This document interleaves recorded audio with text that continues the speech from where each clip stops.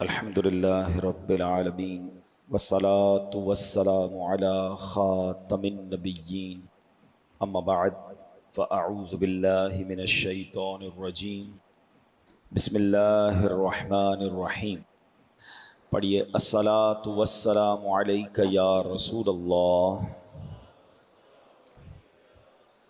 وعلى آلك وأصحابك يا حبيب الله الصلاة والسلام عليك يا نبي الله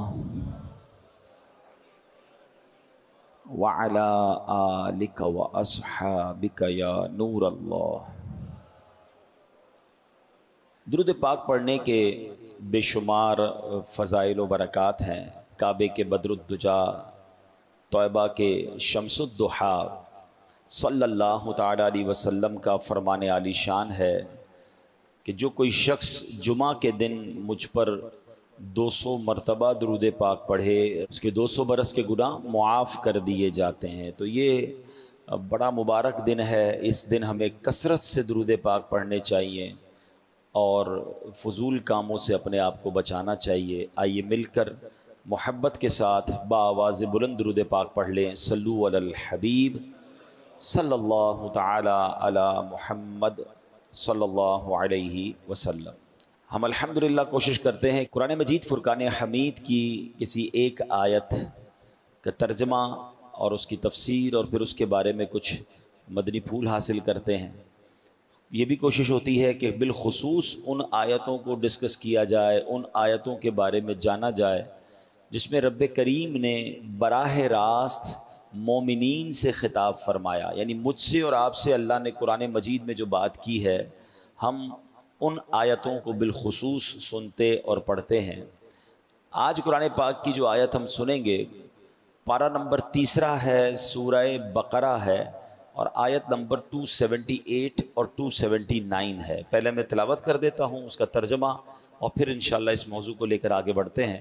اللہ کریم قرآن مجید میں ارشاد فرماتا ہے، بسم اللہ الرحمن الرحیم، یا ایہا الذین آمنوا اتقوا اللہ وذروا ما بقی من الربا ان کنتم مؤمنین فإن لم تفعلوا فأذنوا بحرب من اللہ ورسولہ وَإِن تُبْتُمْ فَلَكُمْ رُؤُوسُ أَمْوَالِكُمْ لَا تَظْلِمُونَ وَلَا تُظْلَمُونَ۔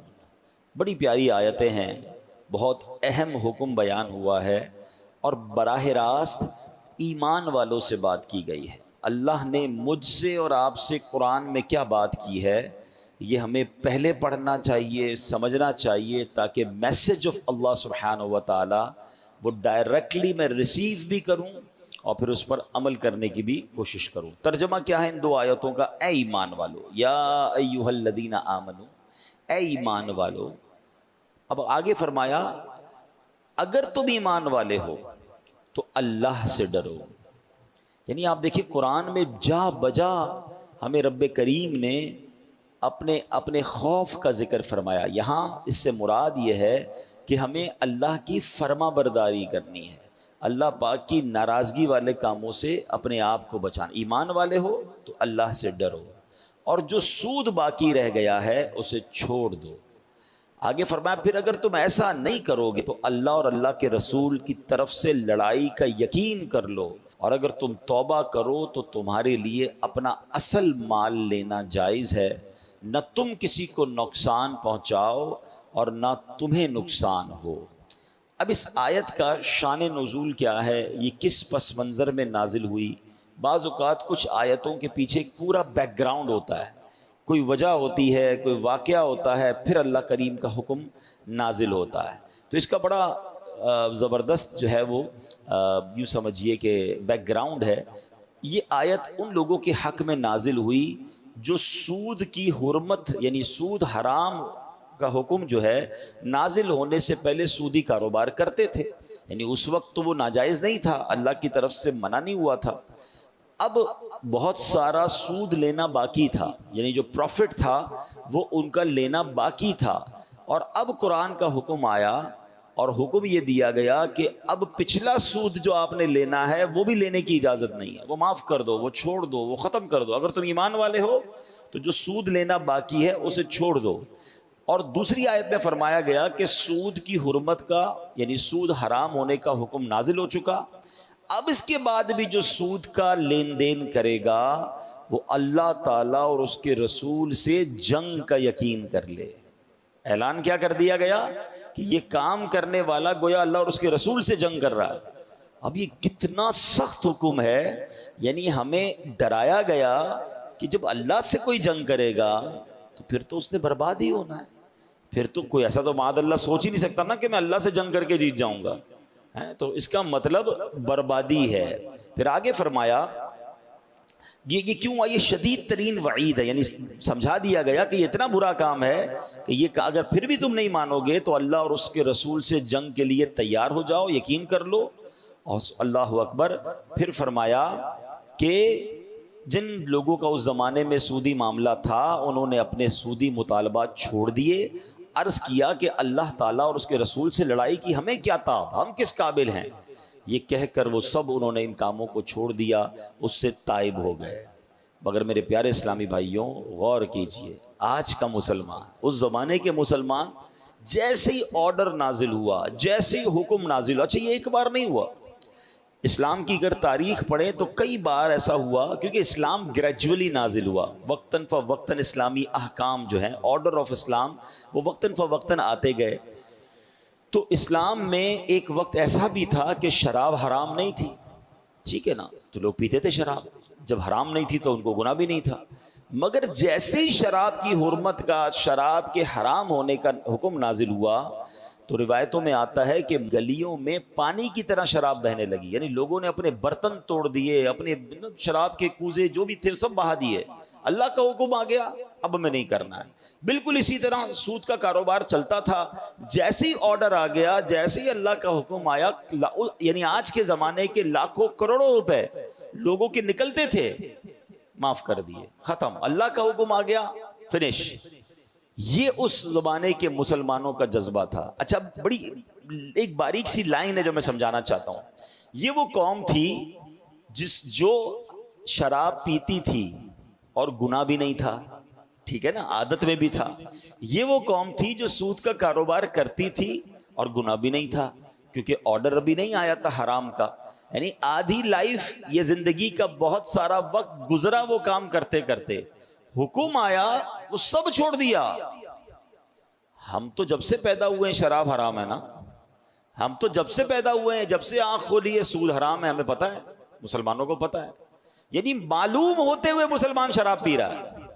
فرق دیکھیے، وہ جب پیتے تھے وہ جائز تھا، جب وہ سود کا کام کرتے تھے حرام نہیں ہوا تھا، مگر حکم آیا تو جو عادتیں تھیں وہ رائٹ اوے، ایسا نہیں تھوڑے دنوں بعد تھوڑا وقت لے لیں، یار ابھی تھوڑا ٹائم لگے گا، اگلے سال توبہ کر لیں گے، نہیں، ادھر حکم نازل ہوا، ادھر برتن ٹوٹنا شروع ہو گئے، ادھر شراب بہنی شروع ہو گئی، ادھر حکم نازل ہوا، صحابہ اکرام نے یا جو بھی لوگ تھے کہا حضور ہم نے بس معاف کر دیا، اللہ کا حکم آ گیا، لبیک۔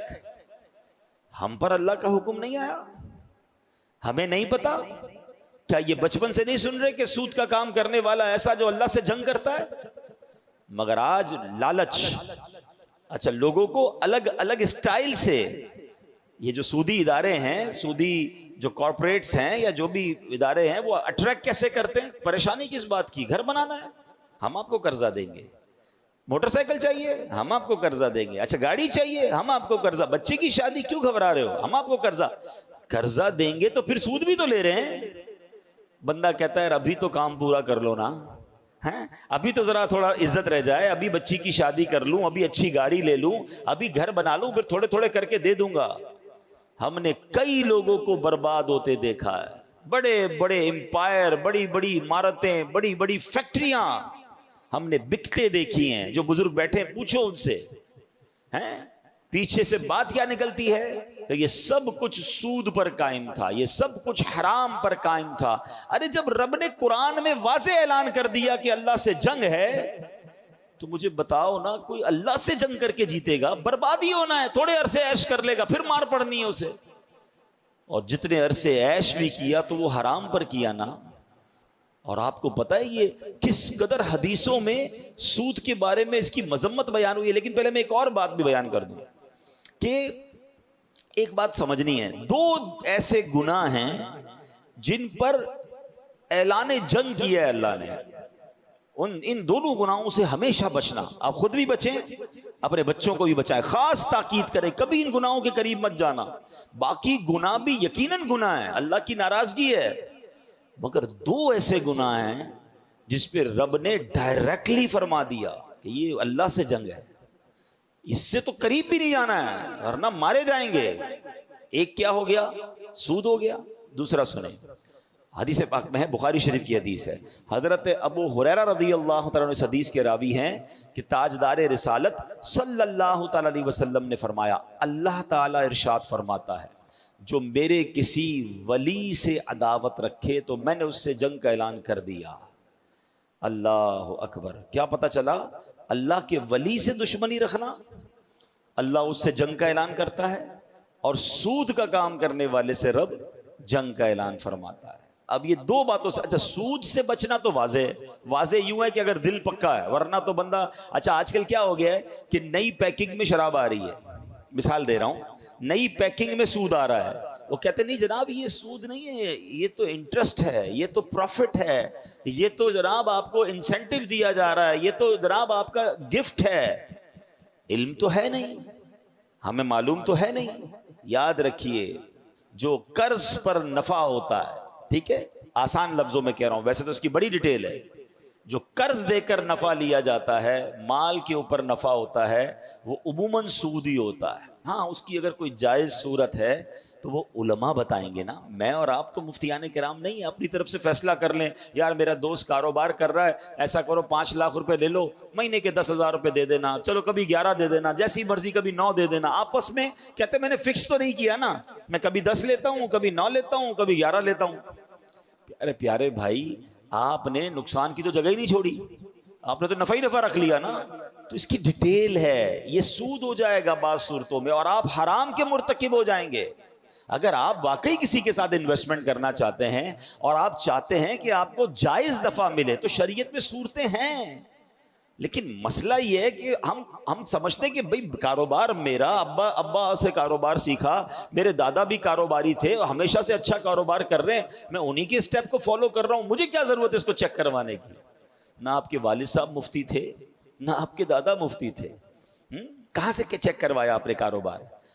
دیکھیں نا، شریعت کا فیصلہ تو مفتیان کرام علماء کریں گے نا. بھائی میں نہیں کہتا ہر کاروباری ڈیل لے کر علماء کے پاس جائیں، ایک بار جا کر اپنا پورا کاروبار، بلکہ میں تو نوکری والے اسلامی بھائیوں سے بھی گزارش کروں گا، کوئی حرج نہیں ہوتا، ایک بار ان سے بات کر لیں کہ میں اس طرح کاروبار کرتا ہوں یا یہ نوکری کرتا ہوں، یہ میری ماہانہ آمدنی ہے، حضور مجھے بتائیں کہ میرا اس میں جائز ہے یا ناجائز ہے. ٹھیک ہے نا، لیکن ہمیں یہ فکر ہونی چاہیے کہ میری آمدنی کا ایک ایک روپیہ حلال ہونا چاہیے. اچھا گڑبڑ پتہ کیا ہوتی ہے؟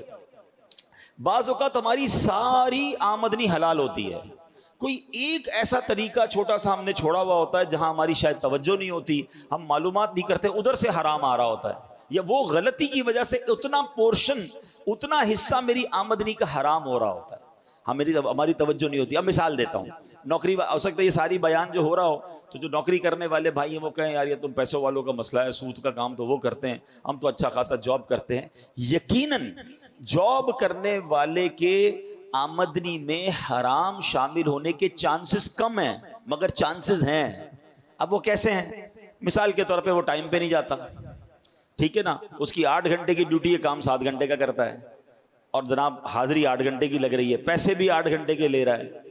اور اگر آپ کے جو دیکھیں، ایک تو گورنمنٹ جاب ہے، اس میں تو آپ کسی سے معاف بھی نہیں کروا سکتے، وہ تو آپ کو پورے گھنٹے ہی دینے، کوئی معاف کرنے کا اختیار نہیں رکھتا ہے، تو لوگوں کا ٹیکس کا پیسہ ہے، آپ کو پورا ٹائم دینا پڑے گا. یہاں گورنمنٹ جاب میں تو گھر پہ بیٹھ کے لوگ حاضریاں لگا کے تنخواہ اٹھا رہے ہوتے ہیں، تو سارا حرام نہیں ہے. اچھا پھر اس کے بعد اگر آپ کسی سیٹ کے پاس کام کرتے ہیں اور وہ جناب آپ کو کسی کام پر بھیجتے ہیں اور آپ اس کام کے ساتھ اپنے بھی کام کر رہے ہیں، تھوڑا آرام بھی کر رہے ہیں، ٹائم بھی کم دے رہے ہیں، بہانہ لگا رہے ہیں، تو جتنی دیر آپ نے مزدوری یا کام یہ جاب نہیں کی ہے اتنی دیر کے پیسے لینا تو حرام ہو گیا نا، اگر اس کو پتہ نہیں ہے. آپ شریعت کا حکم، کتنی خوبصورت ہماری شریعت ہے کہ جاب کرنے والا اپنے باس سے اجازت کے بغیر نماز کے ساتھ نوافل بھی نہیں پڑھ سکتا، یعنی کیونکہ نفل نماز پڑھے گا تو اتنی دیر وہ اپنی جاب سے کام لے رہا ہے نا, کم کر رہا ہے, اجازت لے ورنہ نہیں پڑھ سکتا. اب آپ بتائیں, جو شریعت مجھے اور آپ کو جاب کے دوران بغیر اجازت نفل پڑھنے کی اجازت نہیں دے رہی ہے, وہ جناب اپنے دوستوں سے ملنے کی اجازت, موبائل فون پر گھنٹوں بات کر رہے ہیں, جو کام دیا ہے وہ کام چھوڑا ہوا ہے. کئی لوگ کمپیوٹر پہ بٹھا کر ان سے کوئی کام لینا ہوتا ہے, وہ کمپیوٹر پہ کچھ اور کر رہے ہوتے ہیں, اور جناب آخر میں حاضری لگا کر تنخواہ بھی لے رہے ہوتے ہیں. تو چاہے آپ جاب کر رہے ہیں, چاہے کاروبار کر رہے ہیں, ایک بات یاد رکھیے, ایک نقطہ, ایک روپیہ بھی میری اور آپ کی روزی میں حرام نہیں آنا چاہیے. اب آپ کہیں گے یار ہزاروں روپے کماتا ہوں یا لاکھوں کماتا ہوں, تھوڑا بہت حرام آ جائے گا تو کیا ہوگا. میں آپ کو ایک ایگزامپل کے ذریعے سمجھاتا ہوں. ایک برتن ہو اور اس برتن میں آپ ٹھنڈا میٹھا دودھ بھر دیں, ایک بالٹی لیں اور اس میں ٹھنڈا میٹھا دودھ بھر دیں, اور اس میں 2 قطرے پیشاب کے ڈل جائیں. اب آپ وہ دودھ پیئیں گے؟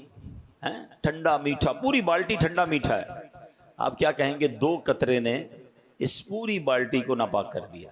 ایسا ہی بالکل اسی طرح آپ کی روزی تو پاک ہے, مگر ایسا نہ ہو کہ تھوڑے سے حرام کے پیسے بھی ہماری اس پوری روزی کی برکت کو حرام کر دیں. اور آپ یاد رکھیے, حرام کمانے والے کی بہت ساری نحوستیں ہیں, مگر ایک بڑا پرابلم یہ ہے کہ اس کی دعا قبول نہیں ہوتی.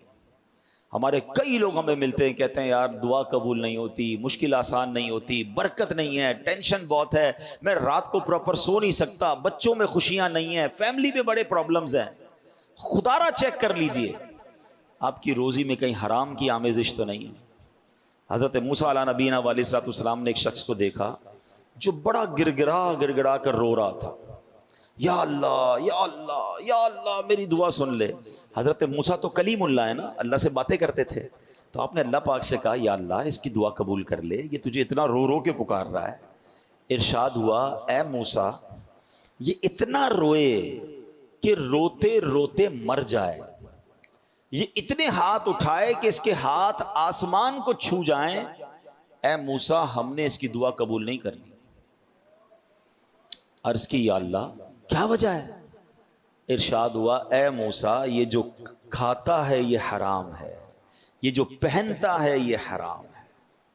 اب میں روزے بھی رکھوں, میں نمازیں بھی پڑھوں, میں جناب مقدس مقامات پر بھی جاؤں, میں رو رو کے دعائیں بھی کروں, لیکن روزی حرام ہے, پھر کدھر سے دعائیں قبول ہوں گی؟ عبادتیں بھی قبول نہیں ہوتی. اچھا پھر بچوں کو جو آپ حرام کھلاتے ہیں, اچھا لوگ کہتے ہیں میں اس لیے غلط کرتا ہوں کہ بچوں کے لیے کر رہا ہوں, اپنے لیے تھوڑی کر رہا ہوں. آپ غلط کر رہے ہیں. جو اپنے بچوں کے لیے حرام کما رہا ہے, روایتوں کا یہ مضمون ہے کہ جو باڈی, جو جسم حرام سے بڑھتا ہے, حرام سے پلتا ہے, وہ جہنم کی آگ میں جلنے کے قابل ہے. آپ تو اپنے بچوں کو جو نشو نما ہو رہی ہے, جو ان کی گروتھ ہو رہی ہے, وہ حرام سے کر رہے ہیں. آپ بچے کے لیے دودھ لا رہے ہیں, بچے کے لیے کھانا لا رہے ہیں, بچے کے لیے جو بھی لا رہے ہیں, اگر وہ حرام سے ہے تو آپ سوچیں. کچھ لوگ تو ایسی جاب تلاش کرتے ہیں کہ یار جاب 40,000 کی, اوپر کی کمائی لاکھوں کی ہے. نہ کرو ایسا. یہ اوپر کی کمائی آپ کما تو لوگے, مگر قیامت کے دن کیا جواب دیں گے؟ میں نے اسی ممبر پر بیٹھ کر ایک جملہ کہا تھا, آج پھر کہتا ہوں, کاش کسی کے دل میں بات اتر جائے. میں نے کیلکولیشن کی تھی, اور میری اس کیلکولیشن کو آپ سب سمجھیے. اپنی زندگی میں اپنی کمائی کا کتنا فیصد میں اپنی ذات پر خرچ کرتا ہوں؟ سب لوگ غور کر لیں, نوکری والے بھائی بھی, کاروباری بھائی بھی. اپنی سوال کیا ہے؟ اپنی زندگی میں اپنی پوری زندگی کی کمائی کا اپنی ذات پر, پرسنل میری ذات پر میں کتنا خرچ کرتا ہوں؟ میں نے حساب کیا 5%, صرف 5%. باقی کدھر خرچ ہو رہا ہے؟ بیوی پر, بچوں پر, ماں باپ پر, فیملی پر, یا بندہ کافی سارا چھوڑ کے مر جاتا ہے.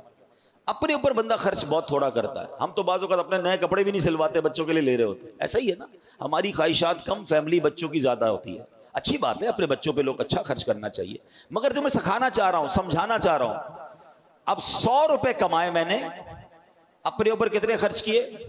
5. جواب دیجئے کتنے خرچ کیے؟ اللہ کی بارگاہ میں جواب کتنے کا دوں گا؟ 100 روپے کا. پوائنٹ سمجھیے, کمائے کتنے؟ 100, خرچ کتنے کیے؟ 5, جواب کتنے کا دوں گا؟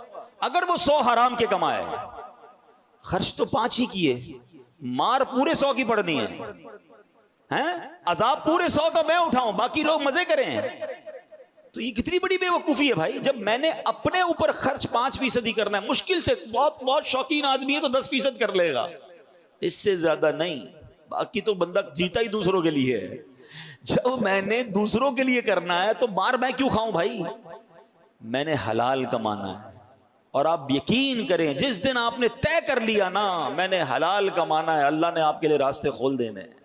وہ آپ کو سکون بھی دے گا, وہ برکت بھی دے گا, وہ آسانی بھی دے گا. کچھ آزمایا جائے گا, ٹیسٹر ضرور لگتا ہے. بندہ کہے یار آج حرام کا شٹر بند کیا, کل حلال کا کھلا کیوں نہیں؟ نہیں, تھوڑے دن لگیں گے, چیک کیا جائے گا پکا بھی ہے کہ نہیں. کہ اللہ کو نہ آزمایا کرو, اللہ پر بھروسہ کیا کرو. ہاں, اللہ کو لوگ آزما رہے ہوتے ہیں. دیکھو مولانا صاحب نے تو کہا تھا ایک دروازہ بند ہوگا 10 کھلیں گے, میرا تو دروازہ ہی بند ہو گیا. کچھ آزمایا جائے گا, غلط کیا تھا اس کی سزا نہیں ملے گی. اتنے دن تک رشوت کھاتے رہے, سود کھاتے رہے, شراب کا کام کرتے رہے, کوئی سزا نہیں ملے گی. نہیں, تھوڑا ٹائم لگے گا, لیکن جب دروازہ کھلے گا نا.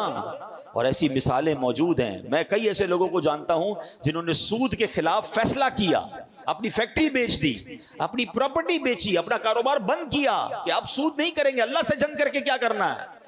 اللہ نے ان کو پہلے سے اچھا کھڑا کر دیا, ان کے کام اور اچھے ہو گئے. اور پھر جب دعائیں قبول ہونے کی بات ہو رہی ہے نا کہ حرام والے کی دعا قبول نہیں ہوگی, تو بڑا خوبصورت سوال ایک بار حضرت سعد بن ابی وقاص رضی اللہ تعالیٰ عنہ نبی پاک سے کیا تھا. حضرت سعد بڑے کمال کے صحابی ہیں, میں آپ کو بتاؤں, یہ عشرہ مبشرہ میں سے ہیں. ہی از ون آف دوز 10 صحابہ کرام جن کو اللہ کے نبی علیہ السلام کی زبان مبارک سے زندگی ہی میں جنت کی بشارت ملی تھی. ویسے تو ہر صحابی نبی جنتی ہے, مگر یہ وہ 10 صحابہ ہیں جن کو نبی پاک نے اپنی زبان سے فرمایا تھا کہ یہ جنت میں ہے, یہ جنتی ہے. تو حضرت سعد نے ایک بڑا کمال کا سوال کر لیا, کہ یا رسول اللہ صلی اللہ علیہ وسلم, میں مستجاب الدعوات بننا چاہتا ہوں. آئے ہائے, مستجاب الدعوات پتہ ہے کس کو کہتے ہیں؟ جو دعا مانگے وہ دعا قبول ہو جائے. اس سے اچھی کیا بات ہے, کتنا کمال کی بات ہے. اچھا, نبی پاک علیہ الصلوۃ والسلام نے کوئی بہت طویل جواب نہیں دیا کہ اے سعد اتنے روزے رکھو, اتنی نمازیں پڑھو, اتنے سجدے کرو, اتنے ختم قرآن کرو, تب جا کے تم مستجاب الدعوات جاؤ گے. نو, اونلی ون لائنر آنسر, ایک جملے میں میرے آقا نے جواب دیا. فرمایا اے سعد اپنی غذا پاکیزہ کر لو, تم مستجاب الدعوات بن جاؤ گے. ہائے ہائے ہائے, میری غذا پاکیزہ, میری روزی حلال, اب دعائیں قبول. اب مجھے بتاؤ مسئلہ کیا رہے گا؟ ہم پیسوں سے مسئلہ حل کرنے جاتے ہیں اور پیسے حرام کما لیتے ہیں. پیسے حلال کر لو, روزی حلال کر لو, اور ہاتھ اٹھانا شروع کر دو نا, اے اللہ بیماری دور کر دے. نہیں ہے علاج کے پیسے, اے اللہ تھوڑے مگر حلال ہیں, اتنے بڑے ہاسپٹل میں نہیں جا سکتا. مگر جب آپ مستجاب الدعوات بن جاؤ گے تو میرا رب بغیر دوائی کے شفا دینے پر قادر ہے. میرا رب بغیر کسی ایفرٹ کے آپ کی مشکل دور, آپ کو لگتا ہے پہاڑ جتنی مشکل ہے, میرے رب کے لیے کیا مشکل ہے. ان اللہ علی کل شیء قدیر, یہ وہ رب ہے جب چاہتا ہے تو حضرت موسیٰ کے لیے دریائے نیل راستے دے دیتا ہے. یہ وہ رب ہے جب اپنی قدرت کا نظارہ دکھاتا ہے تو بہت بڑی آگ جو ہوتی ہے حضرت ابراہیم کے لیے باغ بنا دیتا ہے. وہی میرا رب ہے جب وہ چاہتا ہے حضرت یوسف کو اندھیرے کنویں سے نکالتا ہے اور مصر کا بادشاہ بنا دیتا ہے. مجھے لگتا ہے میں کنویں میں پھنس گیا ہوں, مجھے لگتا ہے میرے سامنے آگ کھڑی ہے, مجھے لگتا ہے آگے غموں کا دریا ہے, راستہ نہیں ہے. اللہ پر بھروسہ کر کے اللہ کی طرف بڑھ جائیں, حرام چھوڑ دیں, وہ رب راستے بھی نکالے گا, وہ آگ کو باغ بھی بنائے گا اور آپ کو غموں کے کنویں سے نکال کر خوشیوں کے اجالے میں داخل کر دے گا. اصل چیز وہ بھروسہ چاہیے. شاعر مشرق نے کہا تھا نا, اگر آج بھی ہو ابراہیم سا ایمان پیدا, the condition is only one, ایمان نہیں ہے نا, وہ والا اللہ پر بھروسہ نہیں رہا ہے. اگر آج بھی ہو ابراہیم سا ایمان پیدا, آگ کر سکتی ہے انداز گلستان پیدا. آج بھی آگ گلزار بن سکتی ہے. تو بہرحال میرے پیارے اسلامی بھائیوں, آج قرآن پاک کی جو ہم نے آیت سنی ہے اس میں سود کی حرمت, سود کتنا بڑا گناہ ہے, اور سود کا کام کرنے والے کو اللہ نے فرمایا پھر اللہ سے جنگ کے لیے تیار ہو جاؤ. اگر نہیں چھوڑنا ہے تو تیار ہو جاؤ. حدیثیں بھی سن لیجئے, پیارے آقا علیہ الصلوۃ والسلام فرماتے ہیں جس قوم میں سود پھیلتا ہے اس قوم میں پاگل پن پھیلتا ہے. نبی پاک علیہ الصلوۃ والسلام نے فرمایا کہ 7 چیزوں سے بچو جو تباہ کرنے والی ہے. صحابہ کرام نے عرض کی یا رسول اللہ صلی اللہ علیہ وسلم وہ 7 چیزیں کون سی ہیں؟ ارشاد فرمایا شرک کرنا, جادو کرنا, اسے ناحق قتل کرنا جس کا قتل کرنا اللہ نے حرام قرار دیا ہے، جو مسلمانوں کو قتل کر دیتے ہیں بلا کسی شرعی وجہ کے۔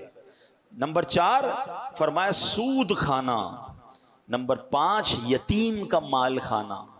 نمبر 6 جنگ کے دوران مقابلے سے پیٹ پھیر کر بھاگ جانا، یہ جہاد کے معاملات کے وقت۔ اور نمبر 7 پاک دامن شادی شدہ مومن عورتوں پر تہمت لگانا۔